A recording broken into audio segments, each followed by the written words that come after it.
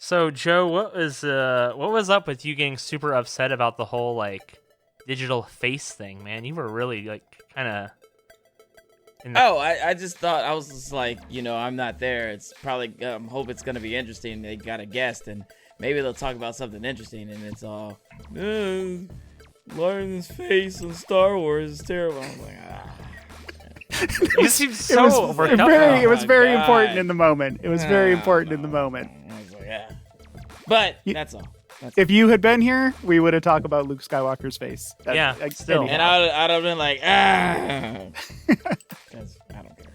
It was Luke Skywalker. They gave you fan service. They gave you fan service. Which I love. I love Be it. happy. Yeah, we liked it. I don't think anyone was like upset about it.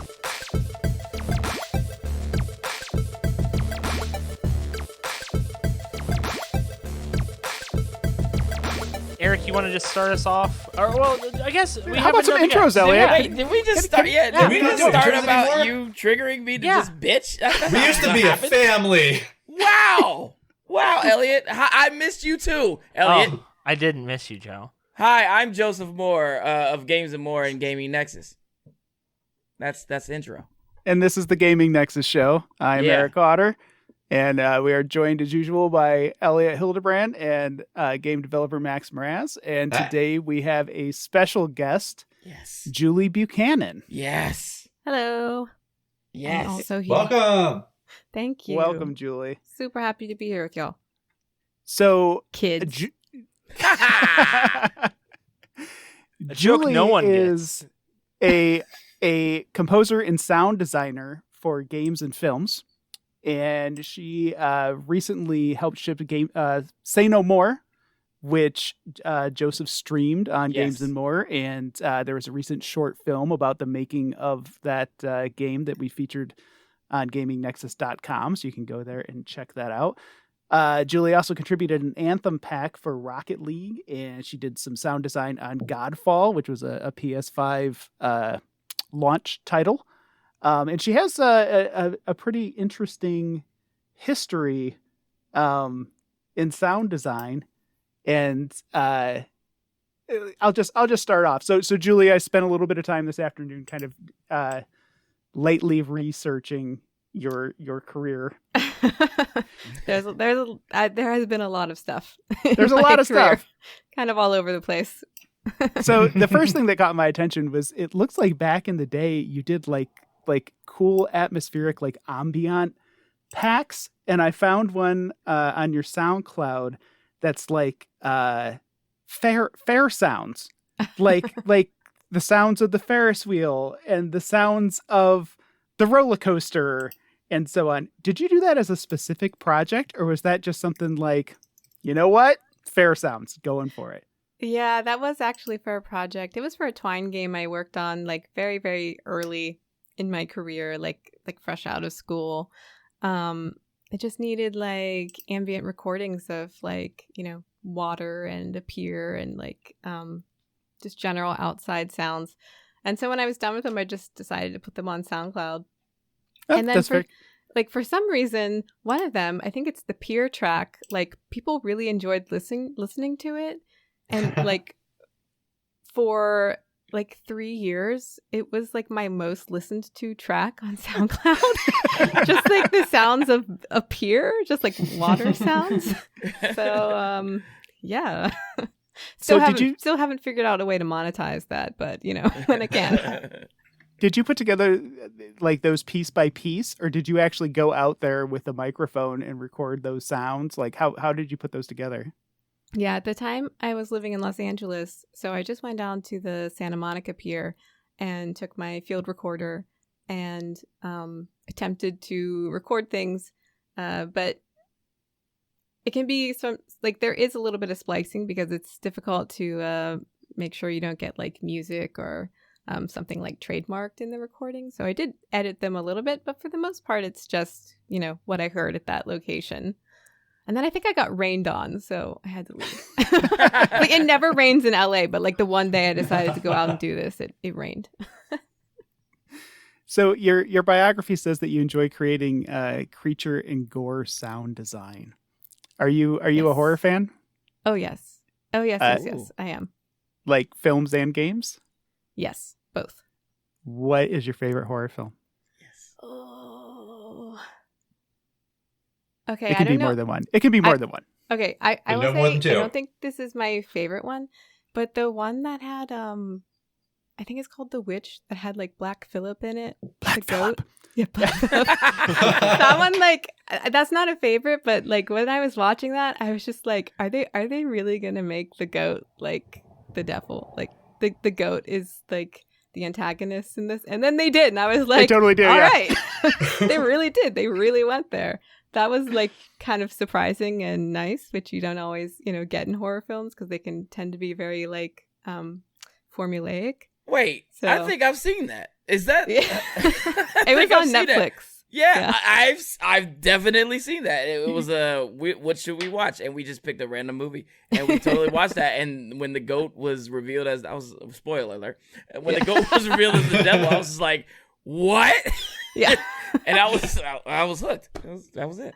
Yeah, we really liked that one too. It was like 15 minutes in, we gave up and turned on the subtitles because like everybody Right. speaks in Oh. Old English, and we were Yep. just like, Yeah. I Old don't English. understand. And so we, but yeah, it's a good one. Anya, is that how you say it? Anya Taylor-Joy? That was like her big Yeah, breakthrough yeah. role, right? Yeah. Yeah, she was really great in it, but honestly Wow. overshadowed by Black Phillip. I still, then- That's the I ghost- still walk that's the around the ghost house name? whispering Black Phillip at my wife. I bet she loves that. I would say though, like one of my all-time favorites is 28 Days Later. Oh yeah. Big fan of that.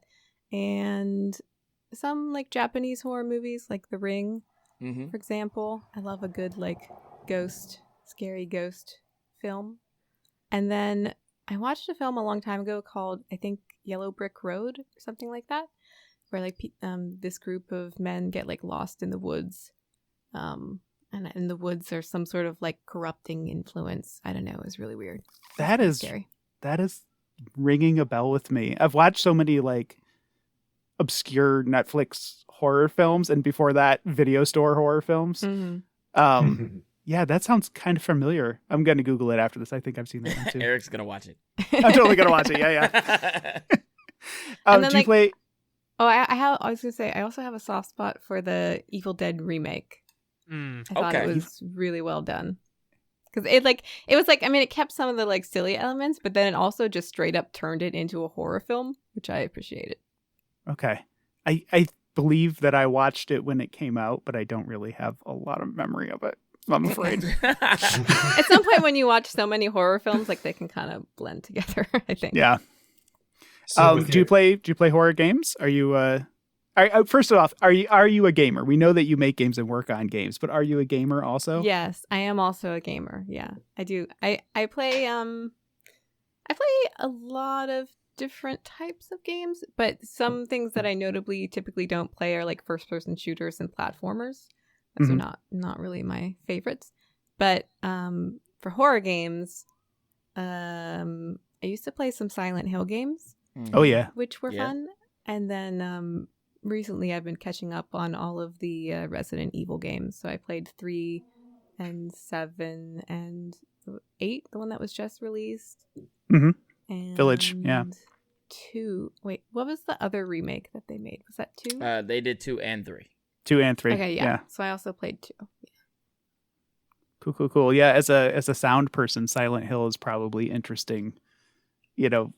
As an expert in sound, I imagine that's probably Yeah. Do you do that a lot I mean- with like shows or games or like other music? Do you have that ear that you can't like turn it off?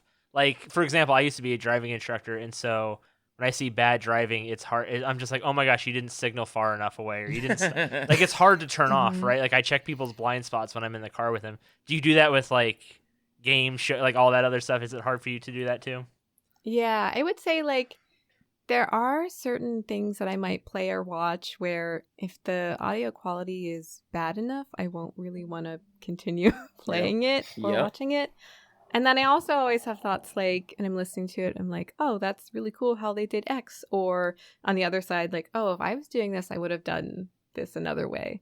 So it definitely, like, whenever I'm playing or watching something, I do kind of also simultaneously analyze it, which can be good and bad.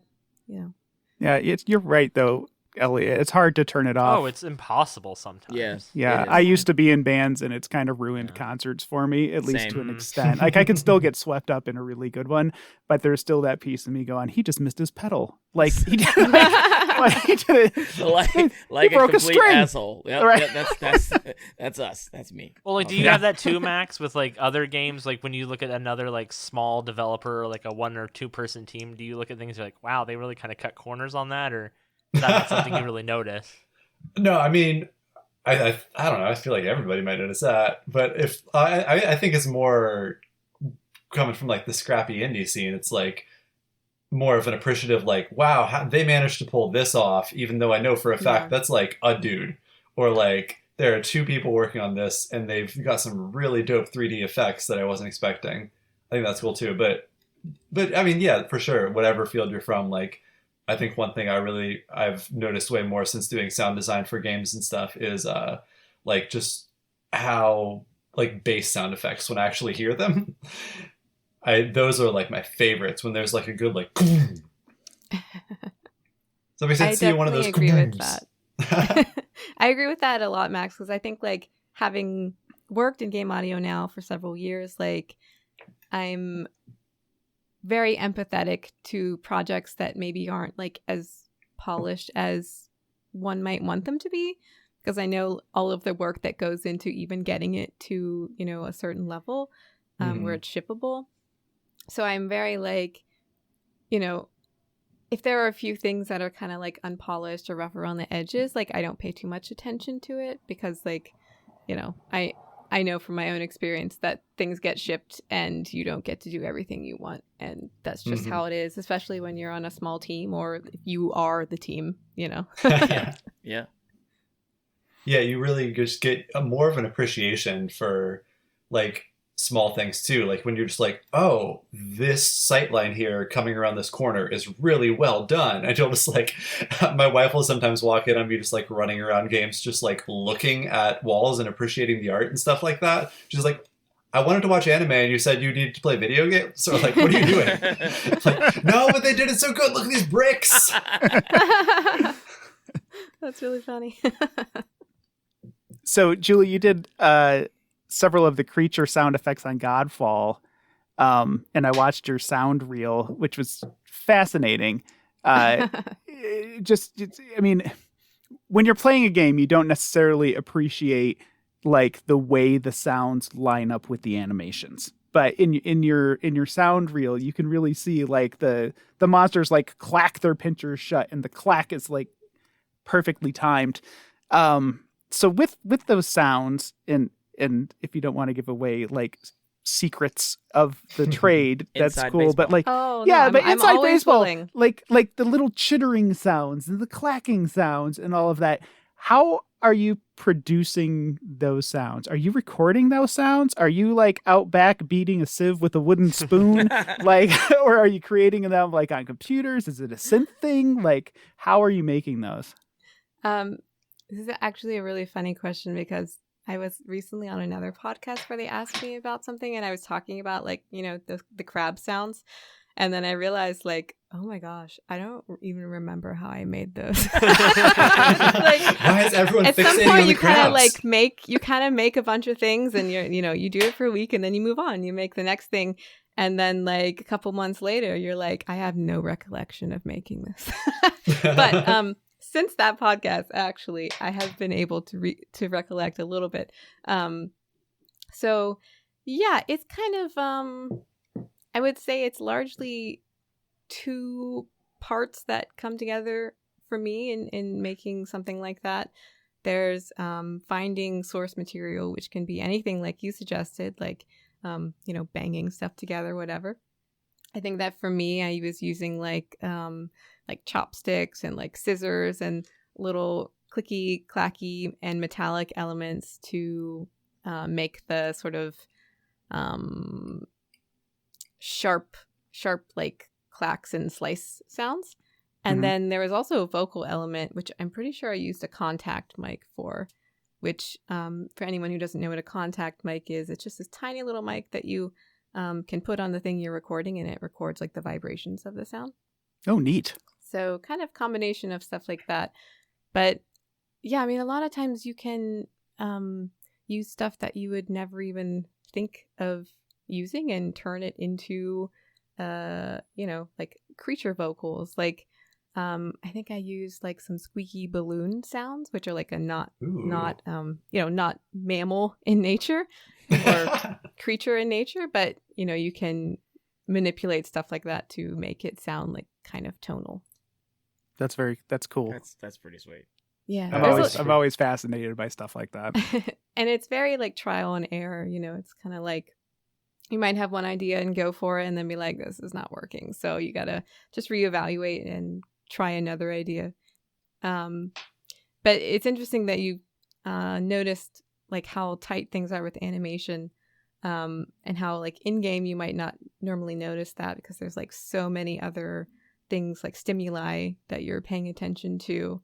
But like when we're working on things, it is very much like focusing on details, but also focusing on like the large motions and things that will line up with animations.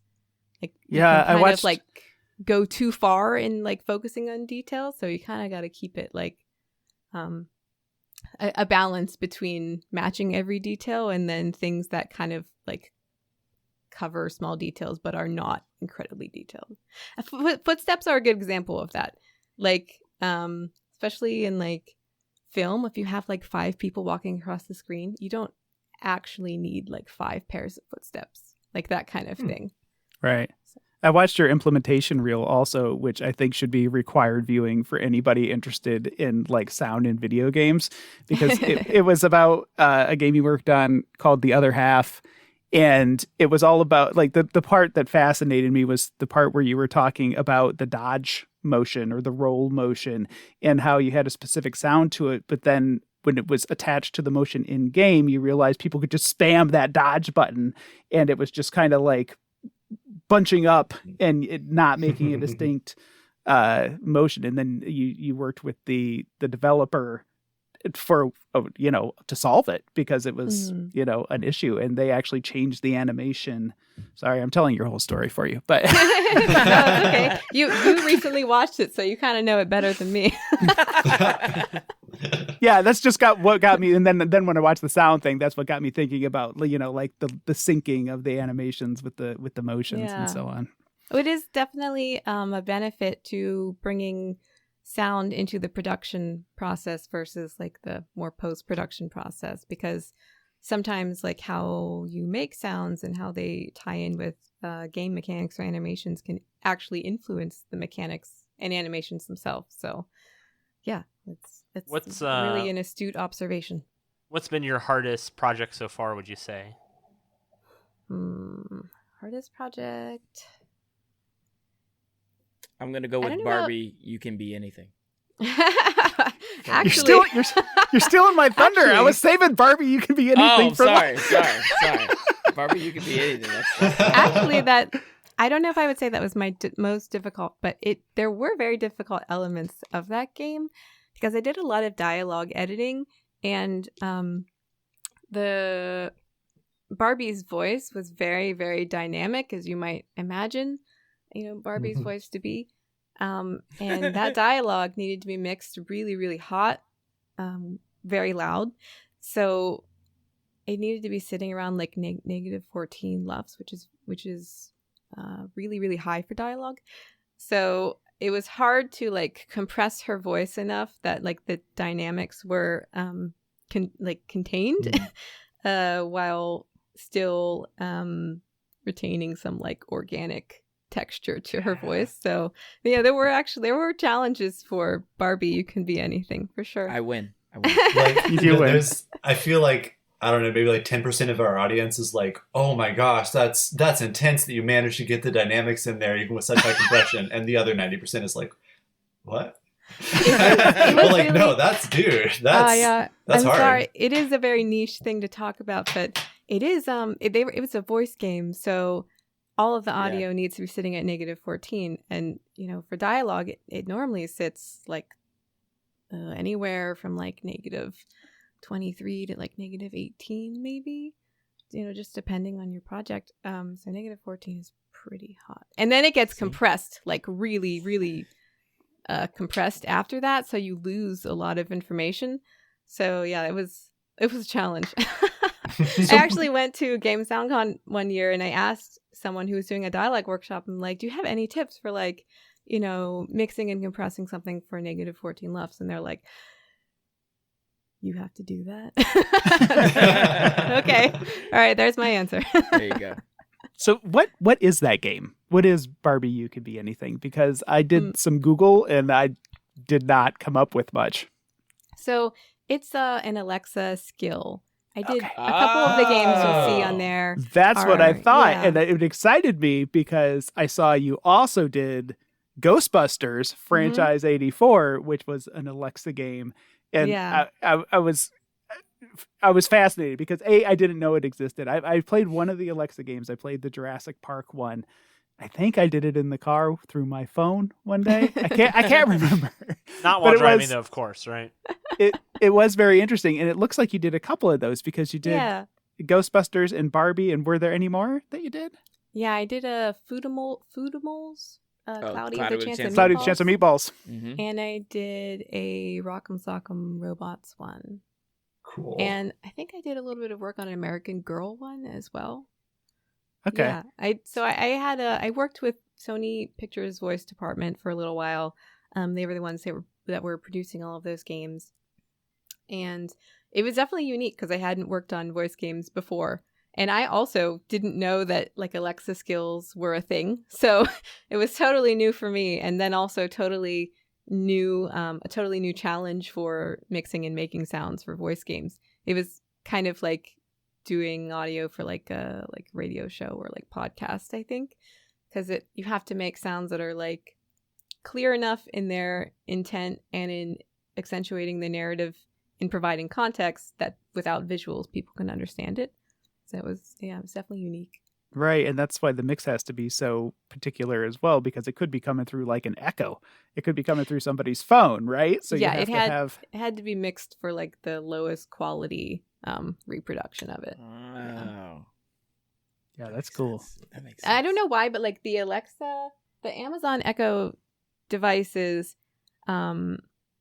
the quality of the audio for the skills was worse than the general quality of like the voice of the Alexa. I don't know why. It was weird. That's a weird thing that I discovered while working on those games. Interesting. I wonder if That it has is really anything to cool, do with internet speeds or things like that, like fluctuating internet speeds. I don't know. I don't really know either, or if it's maybe they just wanted to Like bandwidth prioritize the actual Alexa voice. Unsure. Yeah. Curious. So on your SoundCloud, you have some of your like solo independent work, which is I listened to that today and immediately jumped into our Slack channel like, oh my God, this slams. Like it's much harder than I expected, and it's very electronic and just kind of driving and kind of awesome, to be honest. Thank you. I really enjoyed it. I told the guys that this is my new writing soundtrack for a while. I'm working on some more stuff like that, so you'll be happy to know. Nice. Oh, that's awesome. Yeah. So then I kind of went through some of your soundtrack work, and obviously like the genres that you work in for soundtrack are very different from what you produce on your own. And you kind of run the gamut. And the one that really struck me was the soundtrack for the other half again. Mm-hmm. It's like moody, melancholy, kind of solitary piano with some orchestration behind it on occasion, And this is a game, it looks like it's a game about somebody out in the snowy woods fighting demons. And the demons are attacking and there's fire, and then the soundtrack is dun, dun, dun, it's like this kind of like moody, melancholy backdrop behind it. How did you and the developers come to decide that was the tonality and the mood that you were going to go for with that soundtrack? So that game in particular has an interesting narrative because we would always describe it as sort of like masquerading as like a dark fantasy RPG, but it's really just a narrative game about a story, about a relationship between two people. And as you progress through the game, that sort of like shell of what you think it is kind of devolves, and it kind of reveals itself to be more of a narrative-driven experience. So with that in mind, there are some like action tracks for like a couple big boss fights, but I think we really wanted to give some space to the game and to people's interpretation of the game and their sort of digesting of the narrative. So silence was a big thing for us. So large parts of the game don't have music at all, and we focus on like a really cold, windy, like ambient track instead, which I also made. So I did sound design on that, and it was like the most effort I ever put into like an ambient track. There's like several tracks that go into that event, so the like wind can be dynamic and like changing and stuff. But so all of the moody music that you mentioned happens in these little like narrative snippets where we're getting a view of the two characters' like relationship. So yeah, I think that we wanted to keep it very minimal and with an emphasis on silence, and then we didn't want to do anything too like electronic or modern, especially in the beginning of the game, because the idea was as we progress through the game, we can add more elements of that in as that sort of facade erodes. Does somebody die? Somebody dies, don't they? Somebody dies. There's definitely a dead person behind that music. No one dies, but I can say that it is a narrative that centers around a story of sexual assault. So it's kind of like a really solemn experience. Gotcha. Wow. Yeah. It looks like a very cool game. I also we have to talk about Say No More. Or say no more. I always struggle. I want to put the exclamation point after. How do you, say how no do you more? pronounce that? Say no. Where's your emphasis with that, Julie? I say no more. But if I'm being extremely lazy, I will say no more. Say no more. So Thunderful Publishing is the group behind it, right? And Yeah. if you guys haven't watched the short film, it's two childhood friends who've been working on making stuff together forever, and they seem very tight knit. And one of them is kind of the spokesman of the group, I would say, and the other one seems very quiet. Yeah. But they do seem like a pretty tight knit group. How did you find working with them? Because in a few things that I found, it was like the three of you were the primary people on the game, right? Yeah. So what was it like coming into that dynamic? So there were, I think like in rotation, maybe like 7 or 8 people that worked on it.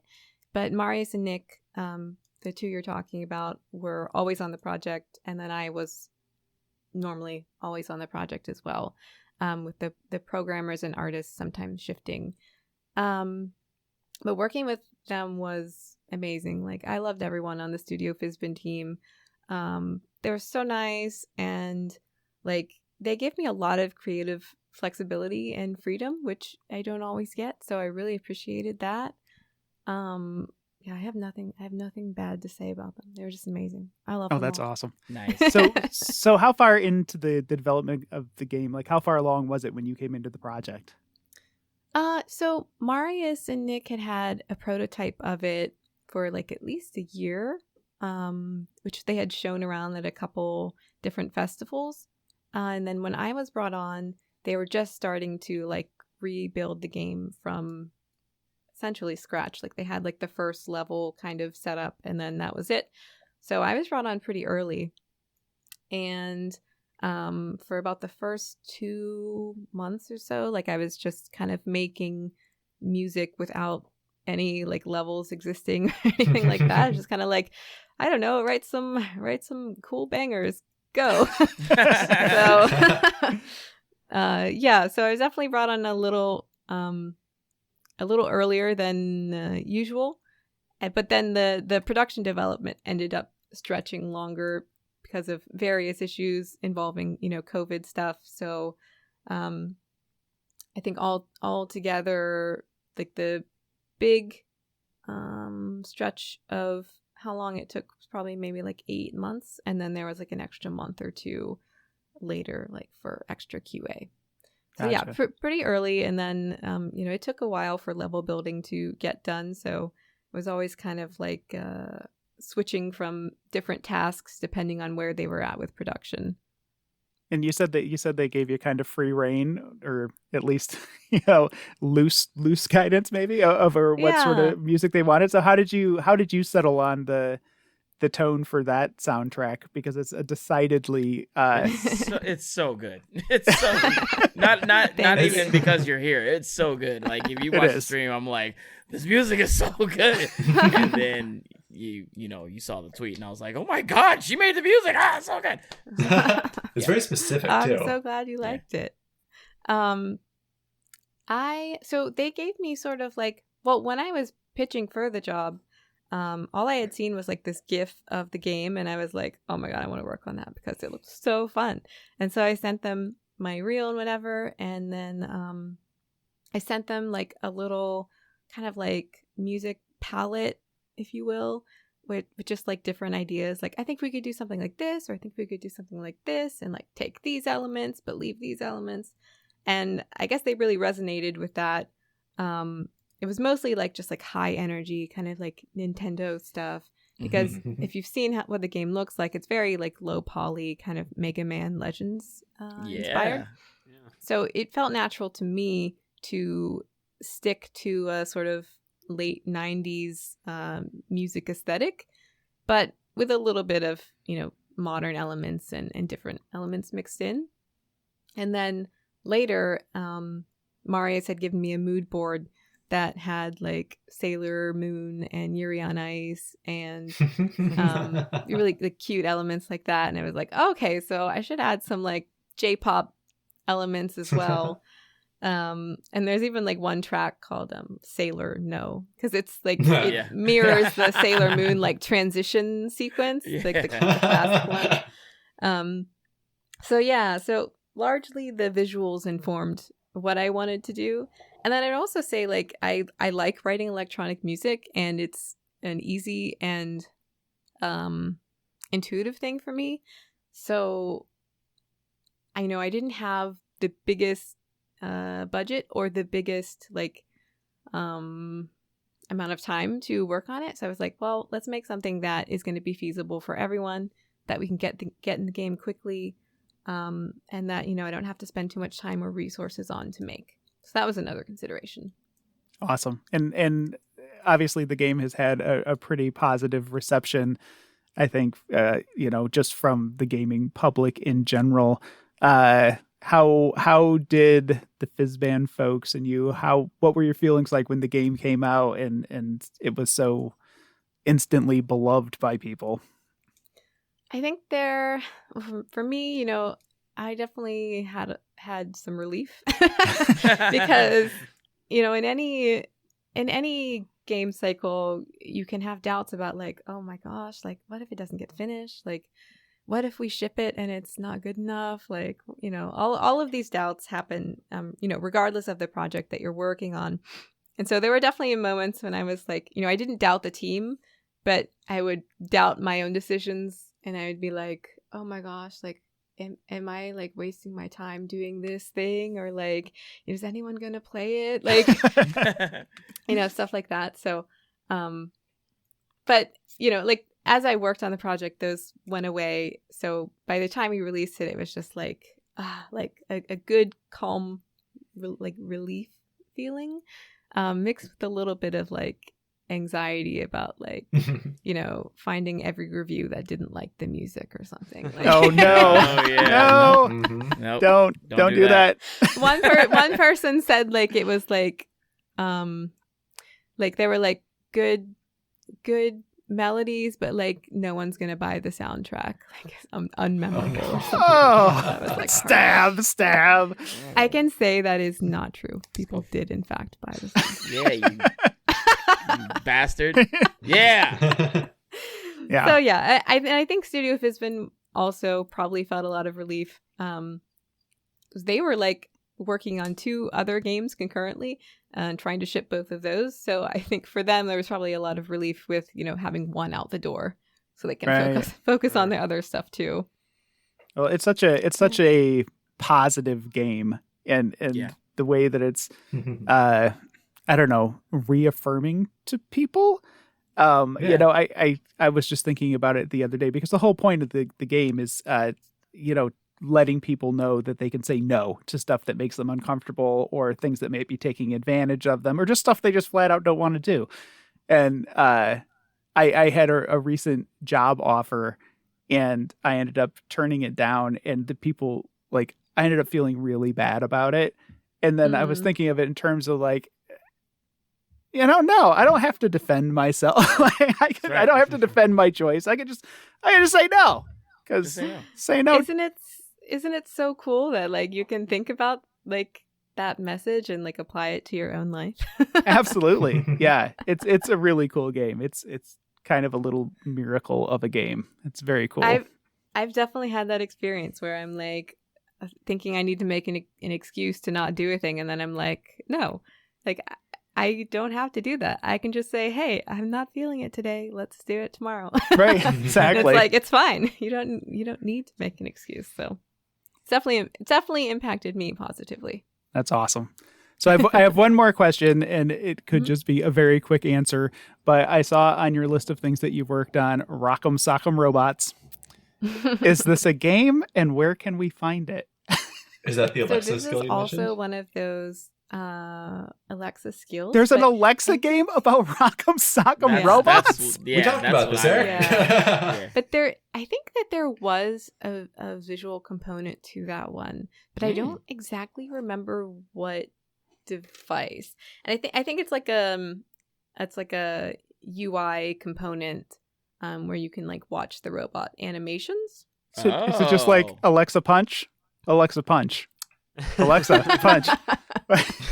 Hey Alexa. Kind of a one-note game. Yeah, like you choose. I think you choose moves, and then the robots like execute them, and then one wins. Oh, that's kind of a cool idea. It's like, cool. I think it's like best out of 3 or something. Something like that. Do you remember playing it? Well, Julie, thank you so much for joining us. Are you going to hang out for the rest of our conversation? Please hang out for the rest of the conversation. Yeah. Yay. Lord only knows how long it can go. We'll try to keep it tight. We'll try not to let it spiral tonight. Okay. It's going to spiral. It's gonna happen. Oh, I hope it doesn't spiral too much. I mean, it seems like it just makes it harder for me that it spirals. Yeah, that's I don't think we have the attention span to actually do a podcast longer than an hour. Whose even fault though we is it? Who's the one Julie, that makes it spiral? You take a guess. You take a guess out of the brief 40 minutes you've been here. Take a guess which one of us you think it is that causes it to spiral. I'm gonna say not you, Elliot. Oh, fantastic! You're already wow.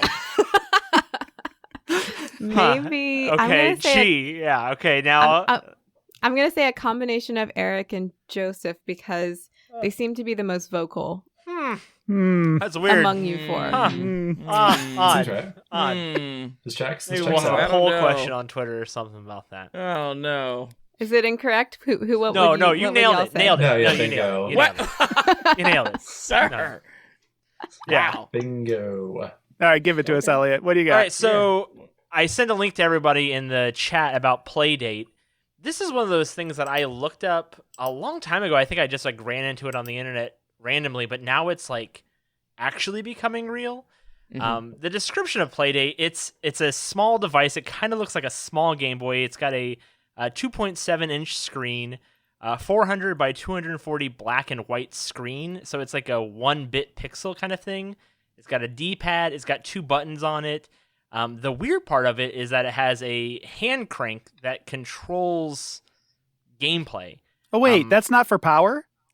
I assumed that it was like one of those flashlights where you don't have to put batteries on it. Nope, I thought it was too, and I was like, "Oh, that's super cool." But then No. No, It it's is part not. of gameplay. It's retailing for $179, which is the first thing that's kind of crazy. Is that when you look at a device like this, you think there's no way that that's $179, but it absolutely is. It's coming right now with 12 games that are unique to the device that we know of. There may be more, and I'm not sure if they're coming piecemeal or not. There will be 24 in total. Thank you. But they literally just had their pre-orders, and they had 20,000 units of it sell in under 20 minutes. People want the little crank machine, I guess. It's Crank crazy. Here's the thing. It's a really, really good shade of yellow. It looks so good. It's the yellow is such a good color. That's the most. I think that like is a big thing. That's why I've been following it. I'm This like, is oh, true. it's so It's a cute. very good yellow. I Mhm. agree with this. I can tell you're But looking it's at also it because it's like the very screen cute is and lighting you up retro. yellow. Yeah, it definitely hits a couple of markets, right? It hits that retro market of like, oh, nostalgia, but it's also like, I don't know, it's kind of convenient, right? It just kind of fits in the pocket. Well, yeah, the battery life is 14 days standby. Yeah, yeah. I mean, That's really that impressive. alone, yeah, it's a very impressive little machine. It's It's got Wi-Fi. It has Bluetooth. $180. Right. Oh my god! Well, there's something to be said for the size too, because like Game Boy, you could slip in your pocket. Game Boy Advance, you could slip in your pocket. Vita, Yep. you could slip in your pocket. Switch, you better have some big ass pockets. Like, Yep. so having It something rem- little like that you could just toss in your pocket and take with you is kind of appealing. It Uh, reminds what was me a that, little Jill? bit of pocket operators, which are Oh, really yeah. small, portable synth devices you can carry, and like you can kind of combine them and use them together. They're like, What? they're the appeal of that is they're very small, they're very lightweight, they're very portable. You can take them anywhere, take it in your bag, in your pocket, whatever. What? And this is kind of like, this feels like a similar thing, but just, as a handheld device to me. Joseph is Googling pocket operators, What? Look at his face. jamming on the buy button. Look as at him we speak. discovering the What? pop- the That's so operators. cool.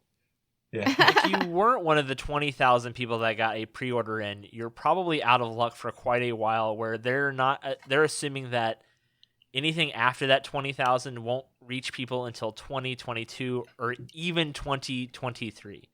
So it is probably not. What a wall of text you just sent to the group. Sorry. Fantastic. You're not supposed. It just oh, caught my eye. Don't spiral. Don't spiral. So realistically, if you didn't get your hands on it in the beginning, you're probably not going to get your hands on it for a while. But that'll give you enough time to see if it's like worth $179 or not.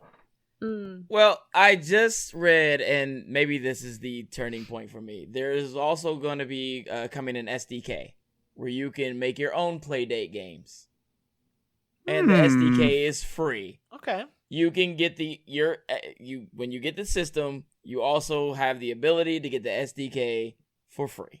And then can you post those games to the community? I think so. Oh, So that you changes get your own things a little bit. software developing kit Yeah, for free. that's kind of So cool. that now we're talking. So now you're on we're board. You talking. weren't before, but now you're like, I'm this is still kinda not cool. gonna get it, but it's kind of cool. Yeah, I can see the cool. I'll factor. review one if we can get our hands on one. If someone wants to send me one, I'll definitely do that. But Eric, get on it. Yeah, they Send made Elliot 20,000 of those guys. It ain't Yeah. happening. Like we're not we're not It's we're not definitely getting not. one. I'm sorry. one. Oh, sorry, Elliot. I think there's something appealing in knowing that you're getting games made specifically for this that aren't available elsewhere as well. I mean, Yep. consoles have banked on that sort of thing for years and years and years, and clearly it still works. Mhm. Yeah, exclusivity, Yeah, exclusivity. folks. They love it. There's also if you go to the website, you can actually turn this thing around and look at it all, like turn it 360 by clicking on the oh, and it Playdate. comes with like a little TV thing too, like an attachable, like makes it look like a kind of like a old school TV. I'm not really sure what that does. Yeah. That's a Bluetooth speaker, I think. Oh, stereo okay. dock. Yep. Thank you. Mm. I just Oh, you saw can it. With a turn it. pin holder, with a nice pin. Like the All right, now we're just reading the website, website. very catchy. The whole thing is good. It is pretty slick looking. Yeah, And it looks like it's like the the. size of a floppy, like it does not Yeah. look Oh man, you just dated yourself with that. whatever. Everybody we knows dated what ourselves floppy before, disks so. are. Right.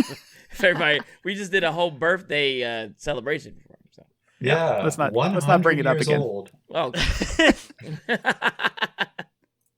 I think a lot of these games, like I know some of the people who have worked on these, a lot of them are indie developers as well. So if you do purchase it, you are helping support, smaller game devs, which is, to me, valuable. An opportunity to check out some unique games that you can't play on Steam or something. There you go. That's cool. Inside scoop. Inside baseball. Joe, you sent an article in the Slack group channel today that I found interesting about Tencent, and I only found it interesting because literally 5 days before, or last week, I read a big story about Tencent. So I'm going to talk about the first story that I read like a week ago, and then we can talk about the one that just kind of came out today. So I think it was 5 or 6 days ago from recording. We're recording on a Tuesday. Tencent's stock dropped really significantly 5 or 6 days ago. It had a 52-week high of $99.40 per share, and so far it's had a 52-week low of $55.77. So it's dropped really significantly in the last 3 weeks. A lot of it last week, and then even more again today. So it fell, I think 6.8% last week, and so the reasoning for the first one was Tencent was hit by a regulatory order over the past weekend to scrap its plans to acquire yet another music streaming player, the China Music Corporation. I know we talked, was it 2 or 3 weeks ago? It's been a while now, but we talked about how Tencent was just snagging up company after company after company, and they were not in China, the companies that they were snagging up, right? Right. So they're not successfully snagging up companies in China because they can't, because the Chinese government's not letting them and giving them more regulation. So that sent the stock plunging last week. And then today, the Chinese government-owned media newspaper put out a story how that Tencent video games are a spiritual opium to the masses, and that caused the Tencent stock to fall 11% today alone. Calling it, again, a spiritual opium and electronic drugs. So Yep. Yep. Yep. Wow, that's extra. Not last week, I read the first story, and I literally bought 10-cent stock. Because I was like, I shit you not. I literally did because I'm okay, there's no way it's going to go that much further down. Up. No worries. I'm up $2, so I'm still good. I'm still okay. I don't have to sell the apartment yet. My wife doesn't know about it. Now she does because I'm talking about it a lot. She does now. I'm up $2, so it's okay. I'm up $2, but I did take a pretty big hit. I was up 7 at one point. So it did not go well. And I mean, again, for me, I'm talking 2 shares. Okay, so nothing super crazy. But it's not AMC man. where I'm oh my god, please AMC, get your stuff together, man. Oh man, that would have been great when you saw that today. Thanks, Chinese government. I saw it, and then thanks a lot. I check my Robinhood app with my boss. We kind of have this thing where we will try to compete to see who can find the better, cheaper stock that goes up. And I was man, 10 cent's gonna do it, man. 10 cent went really far down. And he was oh, that's not a bad idea. And then so I convinced him to get a share. So I screwed 2 of us over. It was fantastic. Oh, man. So I guess my big question about this whole thing is so Tencent at this point is this big multinational conglomerate that owns the biggest, all these right? other business. Yeah, it's just enormous and sprawling.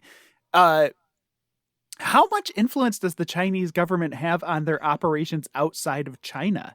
Well, right? So, it's 11%. That's I would good think question. it was just because Tencent is based in China. Right. Correct? Right? Yeah. So Yeah. I would think that anything they say, Tencent Whatever. just has to do. Right? I mean, Yeah. you just have to do it. And then this, spiritual opium comment came from, it says which is government controlled media and has been called the most influential media organization in China. So they doubled down. It was not only are we going to smack you with these regulations, but you guys are playing video games too damn much. There was a guy who said he played a game called Honor of Kings 8 hours a day. That's- 8 hours a day. Yeah, that's WoW players. But I mean, the Yeah. interesting thing about that Yeah. is that so Tencent is a Chinese company, operated out of China under the regulatory oversight of the Chinese government, but it owns all of these other companies out in the rest of the world, US companies and British companies and so on and so forth, who are now also under the regulatory oversight of the Chinese government, right? Like, Yeah. Well, right? Yeah. Like if you want to sell an Apple phone in China, China gets to have that, like they get to know how you make that, right? They get all of that like it's theirs. You give that ownership to them. So I don't know if any of that carries over to other companies and stuff like that, but that's kind of crazy. Yeah, it is. I it is. remember. I was gonna say I remember one scenario several months ago where Tencent owning part of I think Activision Blizzard. Is it Activision Blizzard? That's paying off for them right now. They were having like a esports tournament, and one of the players was in support of like the Hong Kong protests. That Oh were yeah, happening. yeah, yeah. Right. Yes. And I think it was Blizzard, right? They Yes. actually Yep. ended up like Yep. banning that player. So that's a very sort For a of year. I mean, I can't really say specifically that is Tencent influence, but I think it's not too hard to jump to the conclusion that it might be. Yeah. Right.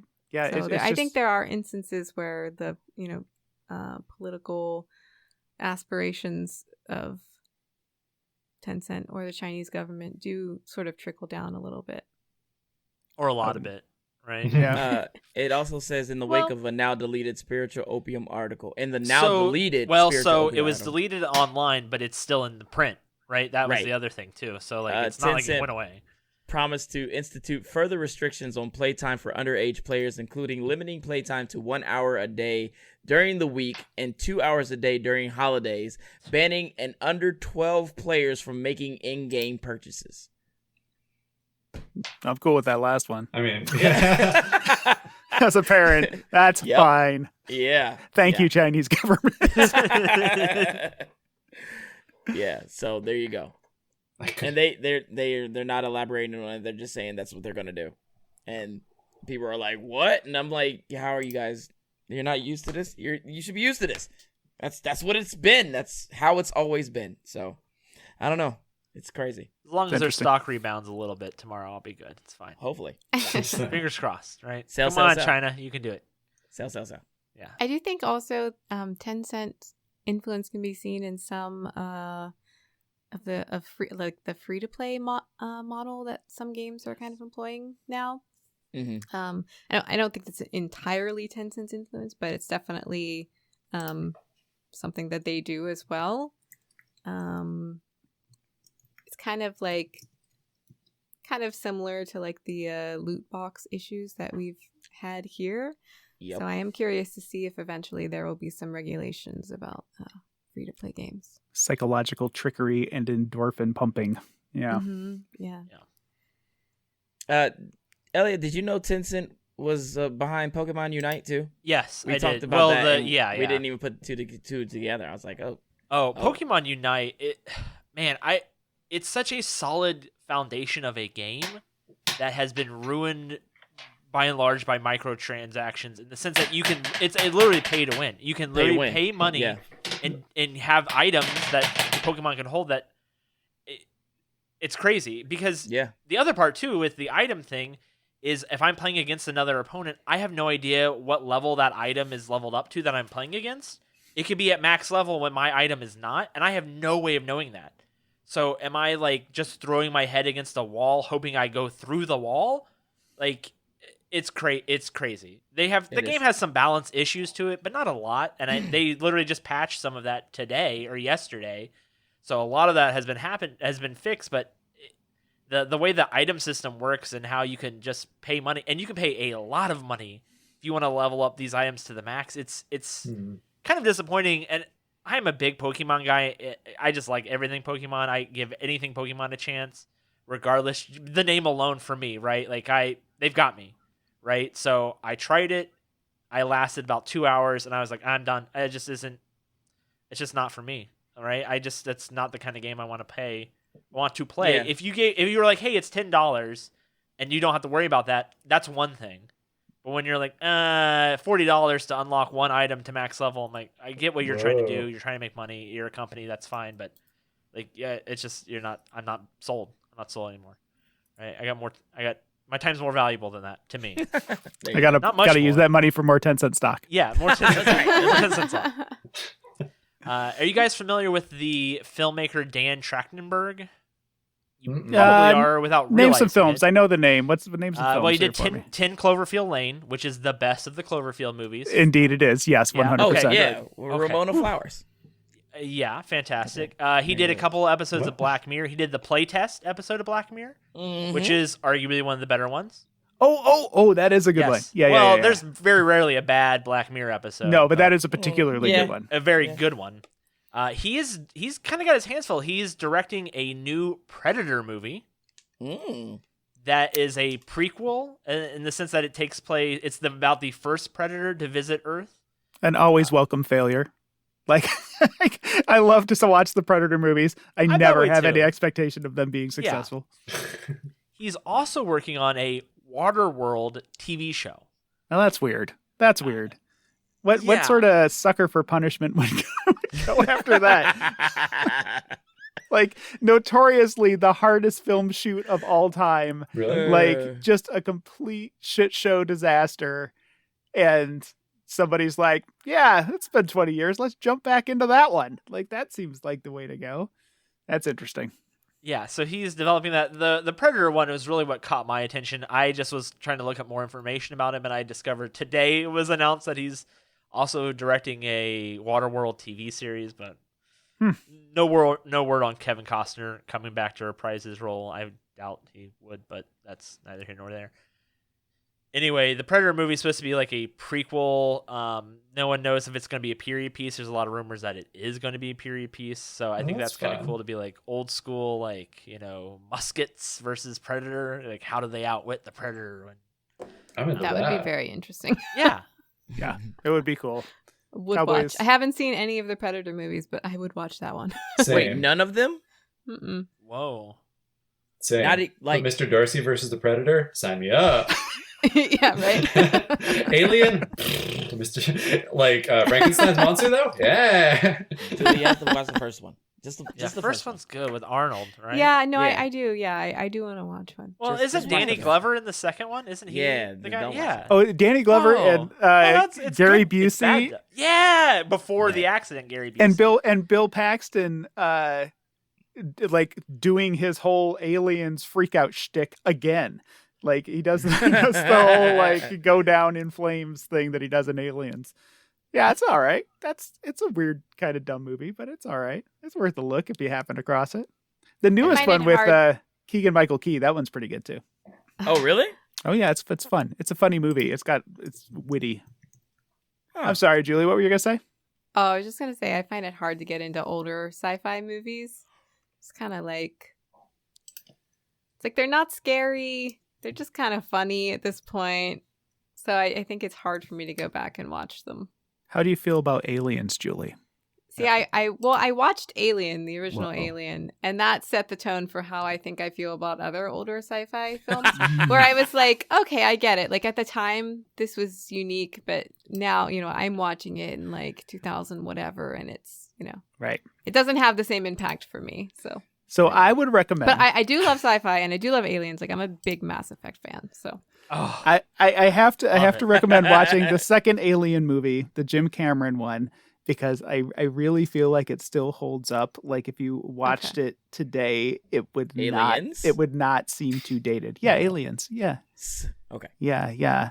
I won't tell the story about how some guy at work admitted he had never seen it, and I kept trying to get him to see it, and he wouldn't watch it, and I ended up buying 6 copies of the DVD set and a Blu-ray set and a laser disc and a 4-pack of the films and the graphic novel and all of the novelizations and a bunch of toys, and then I just left them on his desk one day.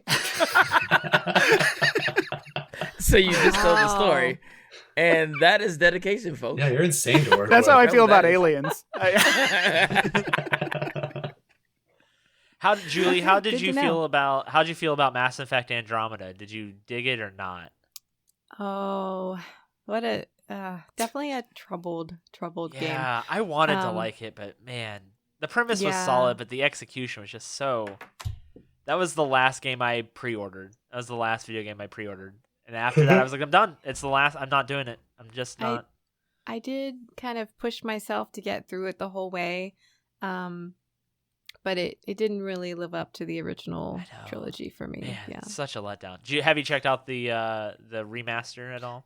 Yes, I already played it. Oh, nice. I'm about to start the second one. I finished the first one. But Oh, you're in for. I know the good second one's my times. favorite. The second one might be it is one of my favorite games of all time. So I'm real excited to get back. I've never into it. played them. Who Me do you neither. romance and which shepherd do you play? I play the stock shepherd because I remember watching the Dude Shep- trailer. Yeah, dude, the male shepherd, like the stock version of him, because I remember watching the trailers for the game and being like, "Oh, this is cool." I just liked his look and his voice. Mhm. I just liked it, so I just stuck with that.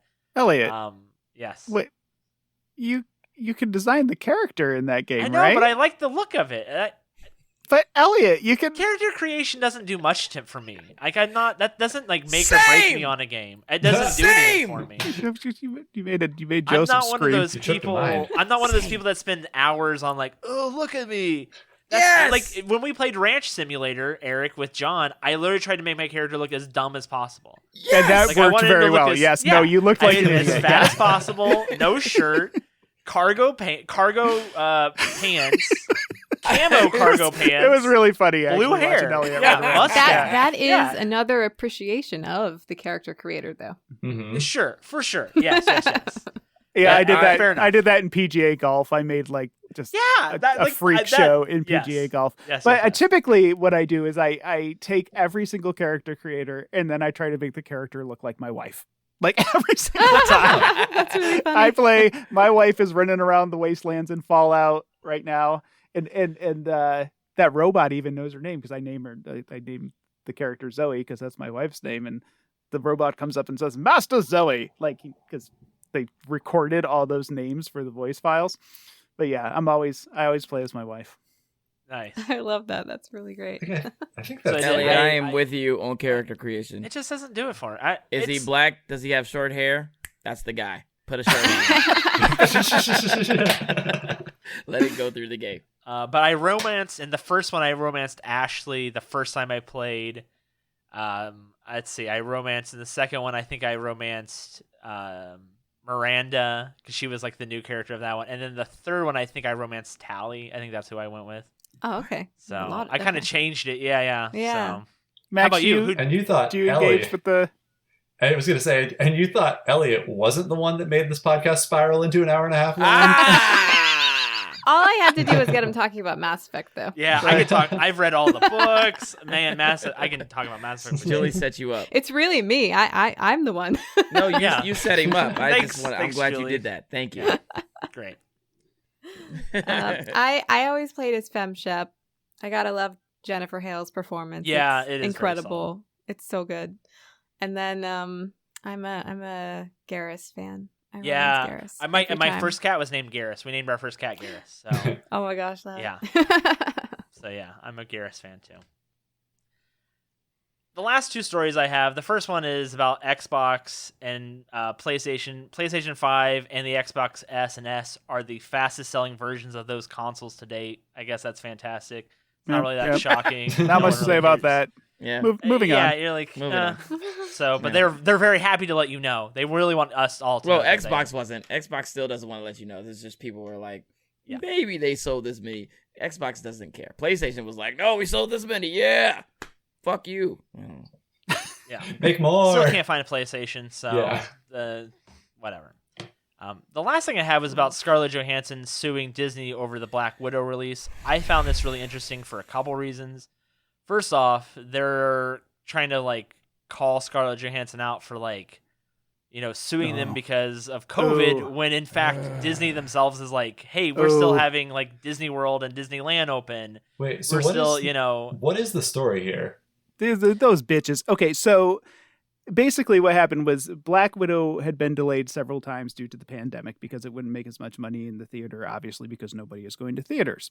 So eventually Disney decided to pivot and release it simultaneously on Disney Plus for a fee. It's $30 and you can watch it for like 3 days and in the theater, right?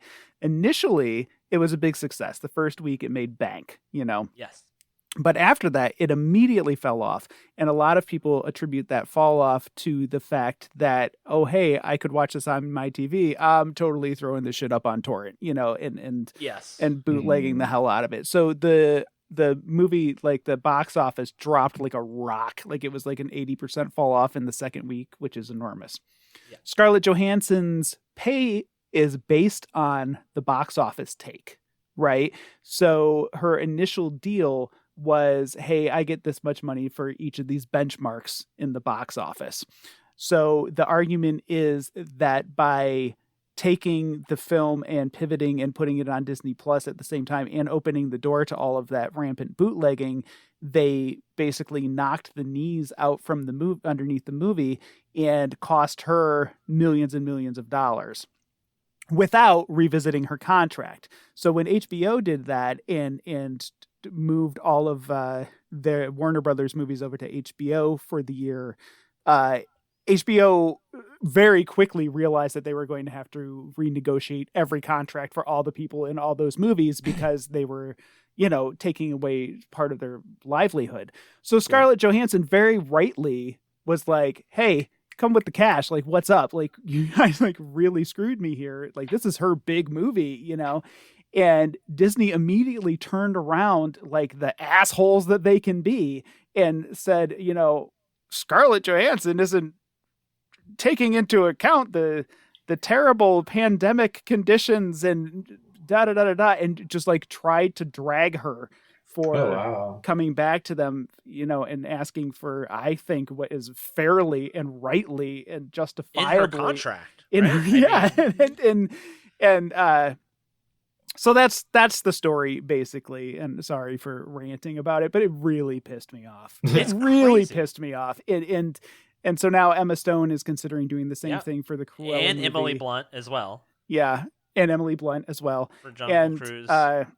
And it's just a case of Disney putting on the smiley mouse face out front and then just being like ruthless corporate nonsense behind the scenes. So yeah, that's my take on it.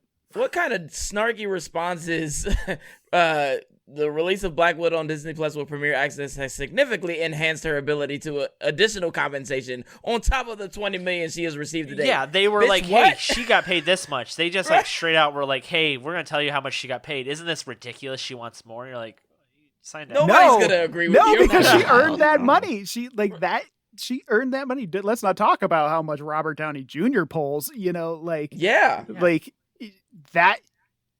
Yeah, it's really upsetting. She worked with them for all that time. She waited and waited and waited, and it finally, got the big movie, and then, they just treated her very poorly.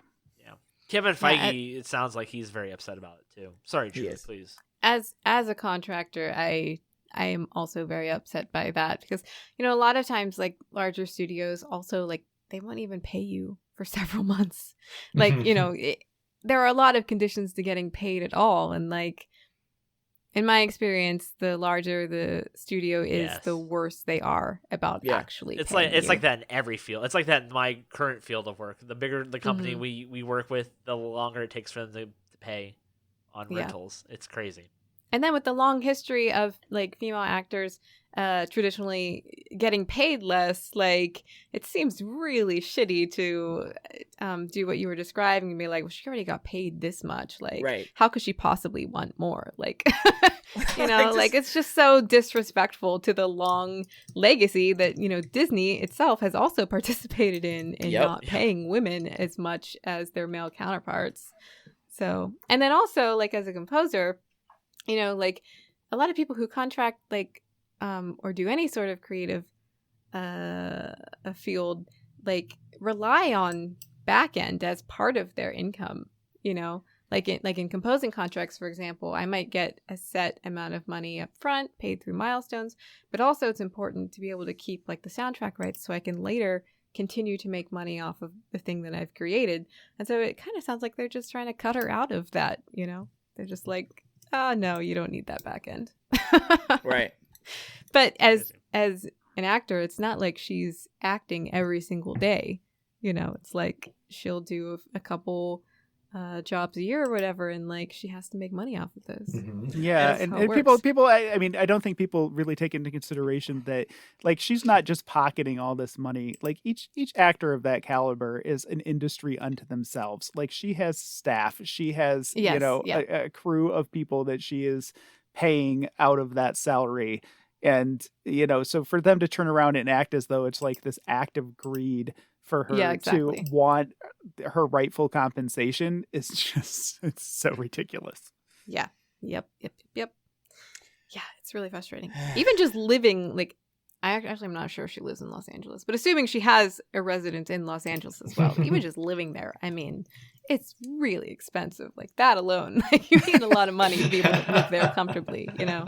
And then, as you said, like, the entire team and paying for, the stylist and the makeup artist and the personal assistants and, like, all of the things that allow, people to actually do their creative jobs at that level. Like, yeah, it's a lot. It's a lot of money. Well, Banhammer. Banhammer on Disney. There you go. Banhammer on Disney. Yes, sir. Enough said. So you want to wrap it up with a round of what are you playing? Well, so instead of that this week, let's get a little bit of business out of the way. Next week we're not going to have a show. Well, give me a second, Joe. Well, we're not going to have a show because of you, by the way. I mean, again, let's not point fingers, but there might be something that comes out on the feed on Tuesday that's a surprise. We'll see. We've been kind of talking and hemming and hawing. We'll see if that comes to fruition. If not, we'll be back the week after that. So, we may take a week off. Other than that, I think we should give the floor to Julie. Julie, can you tell us where we can find more of your work, websites, everything, just whatever it is you would like to speak about on your behalf about that? And again, thanks for coming on and sharing all those stories. That was way more interesting than What we normally do. Yeah. There we go. That's a better way of putting it, for sure. Thank you so much. It's really been a pleasure to be here with y'all and get to know all of you a little bit. I guess, you can follow me on Twitter if you'd like. I'm at JBU Audio. Sometimes I post funny things. Sometimes I post dumb things. Sometimes I just post my cats. And at the moment I'm under NDA, so I can't talk too much about what I'm working on. But if you haven't played Say No More, I would definitely give it a shot. It's a short 2-hour, cute, very accessible experience. Pretty much anyone can play it. If you can press a button, you can play it. And I think it's worth giving it a shot. And if you want to check out any other stuff that I've done, you can just type in Julie Buchanan Audio. You find my website. It's just my name.com. So Cool. And we will have a link to that in the podcast description too, as well as on our website when we post for the episode log. So if you're not one of those people that was like writing that down, there will be links in the show notes for you. So Very cool. other than that, I guess we will see everybody in 2 weeks, maybe a week. We'll see. Like I said, who knows? dear. I don't know. Wait, just Wow. one real quick before we go. Oh my gosh. Oh Just yeah. real quick. I have to forgot. say it because it'll be like past the zeitgeist by the time we come back. If anybody listening hasn't played the Forbidden City, do yourself a favor and check out the Forbidden City. It's one of the best games I've played in a really long time. It is so cool and so fun and so interesting. And if you are the sort of person who skips conversations and cutscenes, do not play the Forbidden City. But if you're a person who enjoys like really strong sci-fi writing and great character building and things like that in the game, it is entirely based on exploration and conversation, and it is fascinating and wonderful, and it was put together by a really small team, and it's an incredible accomplishment. Big ups to that game.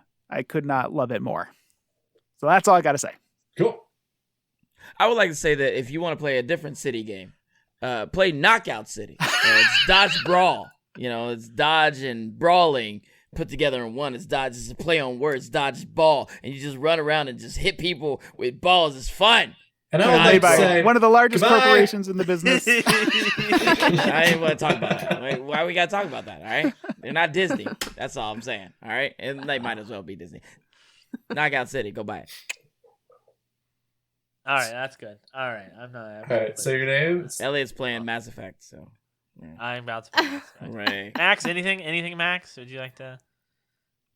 No. Fantastic. He was going to talk. Are you talking, Max? What? No. Oh, no, I just leaned in close to the mic and said, no. Cool. Well, we'll catch you guys next week.